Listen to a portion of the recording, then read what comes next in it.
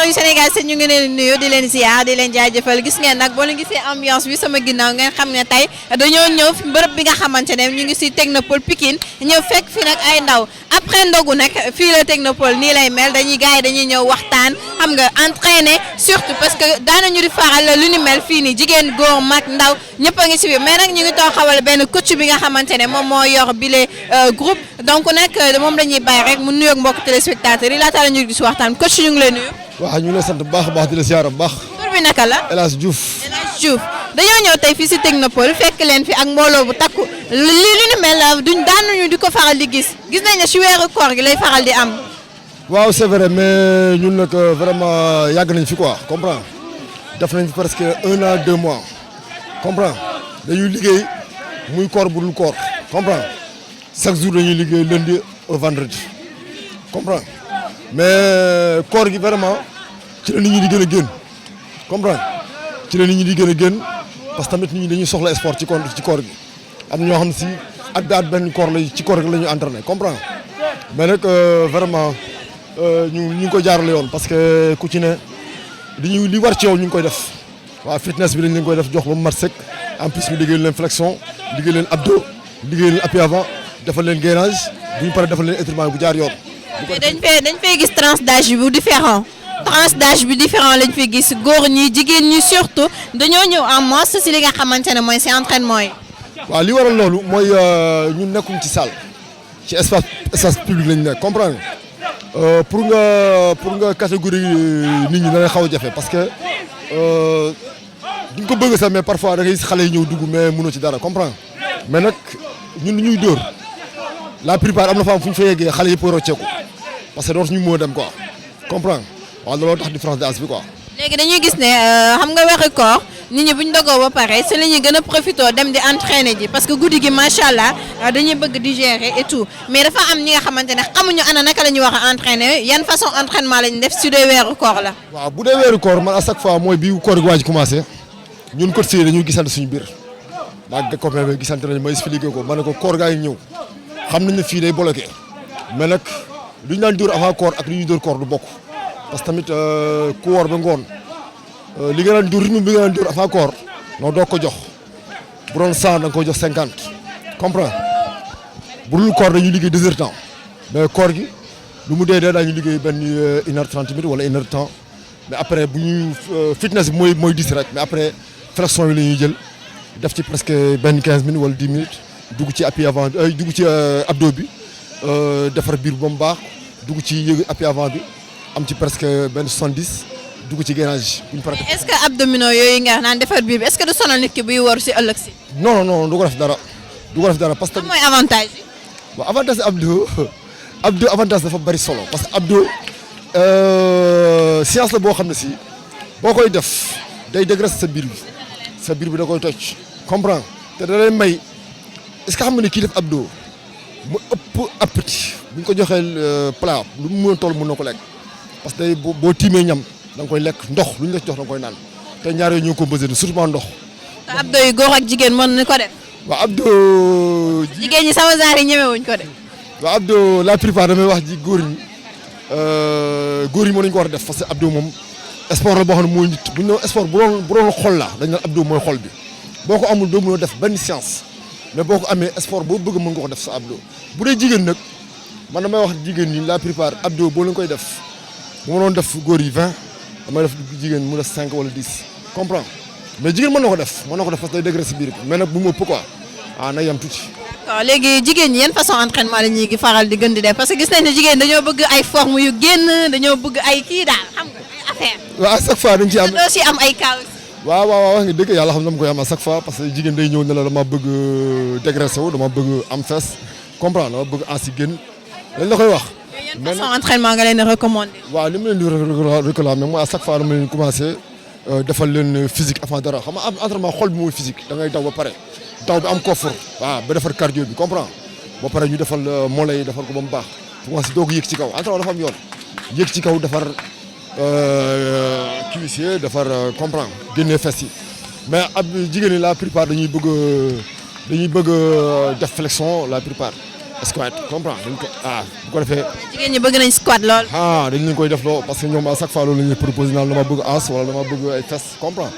bu ko defee ñu defal leen boo xam ne si parce que squat ñu bari comprendre ñu ko mais dafa am 90 am 45. maanaam lii loolu exactement. 90 45 bu ñu nee 90 mooy digg bi comprend boobu 90 mais 45 mooy wàcc ba suuf waaw ñu ne ko wan squat comprend tey nga ne comprend bi yaa ngi 90 mais boo wàccee yaa ngi 45 comprend. on dépend si flexion bi. mais boo koy def à chaque fois war nga xool si position tànk yi war nga mën a gis seetu tànk bi comprend boo ko gisul la xoolal li ngay def comprend parce que moo lay andil ay yenn douleurs yi moo la koy andil la prévoir comprend mais abdo squat boo koy def à chaque fois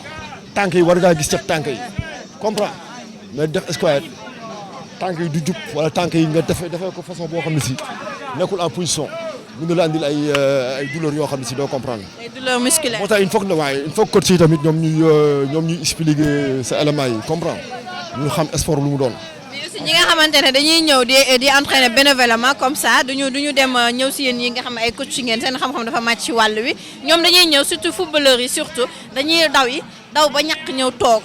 def yenn entraînement yu intense après ñu am si ay problème yan conseil ngay jox ñooñu. waaw li ngay wax à chaque fois dama ko am ay éléments parce que tamit nit dana ñëw ci yow comprend wala nga gis ay nit ñu def benn groupe di entraîner mais façon entraînement bi doo comprendre da ngay jël bi dem jël bi dal fee non entraînement dafa am yoon comprend étirement dafa am yoon en plus comprend moo tax boo yëgee kër ko doon sama lii mu met comprend mais bu fekkee jaaroo foofu da nga ñëw def ko yëfu amateur mooy andi conséquences yu bari quoi comprendre nga. dañuy jeexalee ak li nga xamante ne mooy colin gi parce que bu ñu xoolee jigéen ñi bu ñu ñëw entraînement dañuy sol ay bàyyi six yoo xamante ne ñenn ñi sax dañ naan leen entraînement taxu leen a jóg. waaw li nga wax dëgg la fii moom man li may wax à chaque fois éléments yi man leen fii ku ci leen la tax a jóg comprendre lii la boo xam ne si ku ne fi kii entraînement ko tax a jóg kii leneen la ko tax a jóg comprendre. maanaam séduire góor ñi dañ koy wax mu leer. waaw comprendre naa kii leneen la ko tax a jóg mais ku ci ne xam nga lu la tax a jóg la yëkkati kaw lu mu doon comprendre jigéen ñi li ñuy seen solin d'accord mais nag da nga koy bàyyi xel rek parce que tamit bu fekkee bàyyiwoo ko xel tamit jàpp naa ne mun laa déranger. moo leen exigence yéen si tenue yi. non ñun à chaque fois dossard la ñu yor mooy suñu dossard jaune yi nga gis nii dañuy wax kuy ñëw tamit na nga fexe sol dossard comprendre fexe sol dossard parce que moo tax groupe bi am benn police boo xam ne am. benn symbiose comme on dit. ku fiy dugg ku ne di nga xam di nga dem ci course bi expliquer ko comprendre mais dossard yi nag wax dëgg yàlla ñun boo xoolee jaay nañ ci lu bëri en plus parce que tamit man dossard yi li ma ci jaay parce que ëpp na 100 mais nag éléments yëpp ñëwuñu comprendre am na éléments yoo xam ne si dañuy préférer ba koor gi jeex comprendre am ñoo xam ne si dañuy bëgg liggéey ci koor gi mais dossard yi ñun li ñu ciy jaay presque jaay nañ ci lépp 100 moom. koor gi seen fii xumb na moom. waaw xumb na trop mais xam nga année passée ak Covid bi ñu ngi doon liggéey cinquièmement bi. surtout ça ak couvre-feu bi et tout c'était pas évident. waaw année passée ñu ngi doon liggéey cinquièmement bi comprendre ci lañ doon liggéey année passée mais ren ak nii Covid bi xaw a wàññeeku tuuti moo tax ñu bëri jógaat te en plus Pikine man constaté bi ma def si Pikine géej bi da leen sori parce que géeju Yaraax moo fi nekk ak géeju Géejawaay da leen xaw a sori mu ngi côté Malibu comprendre léegi fii place la boo xam ne si boo xoolee Caaroy Pikine tali bu mag ba ci côté du ñu tuddee sax côté Canada ñëpp fii la ñuy dóorisee comprendre moo tax muy xumb nii quoi waaw loolu waral loolu quoi parce que fii espace bi te bëgg nañ tamit wax dëgg yàlla état bi lu mel ne mairie bi mu gën ñu ci jàppale comprendre machine yi am na machine yoo xam nañoo paan ñu gën ñu ko defaral comprendre waaw ñu gën ñu lamp yi baax na ni parce que temps yi passe xawoon na loolu mais leeral nañ ko comprendre waaw ñu gën ñu defaral machine musculation yi waaw mu gën a arrangé parce que fii place publique la boo xam ne si jeune Pikine yëpp fiy dajee wax dëgg si yàlla waaw place la boo xam ne ñu ngi sant ñu ko defalal nag ñu ngi leen sant bu baax a baax mais bu ñu yokkee tam ñun ñu jël waaw ñu ngi leen di gërëm di leen sant bu baax a baax yéen waa leer waaw ci kaw si kanam incha allah ci lu baax.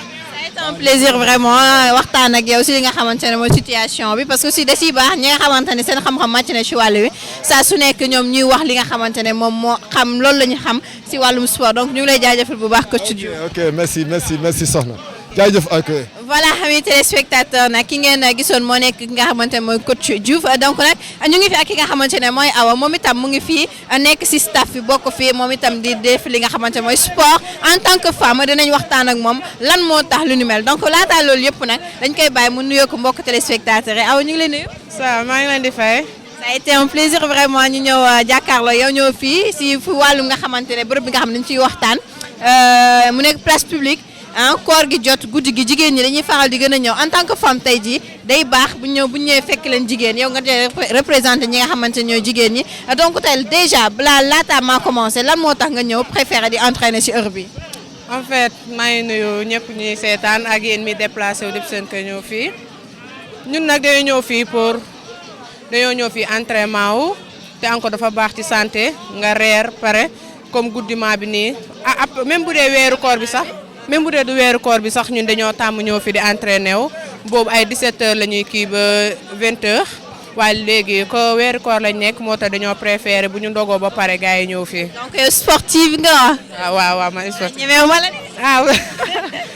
maa góoñu bu ñu déggee loolu ñu daaw. non sport c'est que du question loo xamante ne pour ñu lay ragal la waaye dafa am loo xamante day travail sa yaram ndax instant day xeex ak maladie yu bëri sa yaram. encore lu ci mel ni ay suukar yoo xam ne dañu ne yenn saa da nga war a daw pour éviter di wàccee suukar bi affaire yooyu moo tax ñu si waaye du questionné pour nit ñi daw ñu franchement. voilà donc dañuy gis ne jigéen ñu bëri dañoo ragal entraînement dañoo ragal di ñëw di entraîner si ngir defar seen yaram donc jigéen ñooñu nga xam ne ils sont nonchalantes nan nga leen di wax.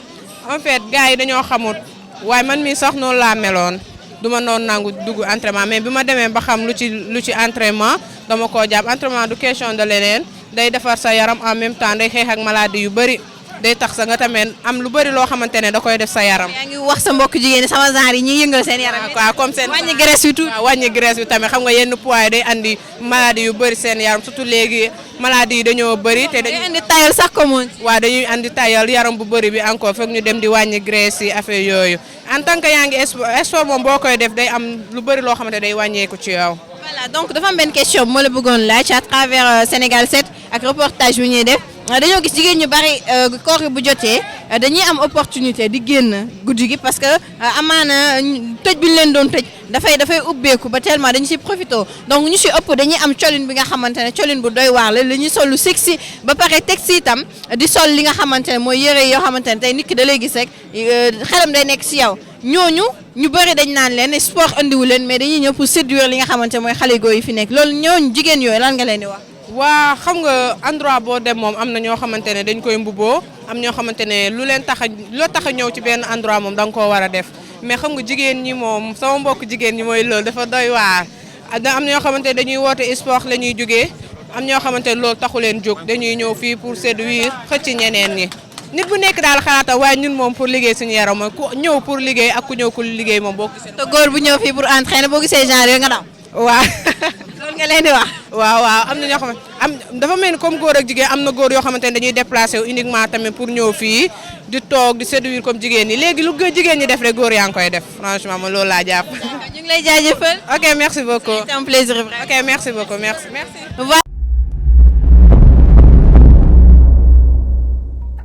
cheetetetet mais yow sawaay yow fu ñu la fekk yaa ngi ci kanamu ordinateur bi wala sa kanamu tablette ba sa téléphone portable lu xew mais damay lire ay information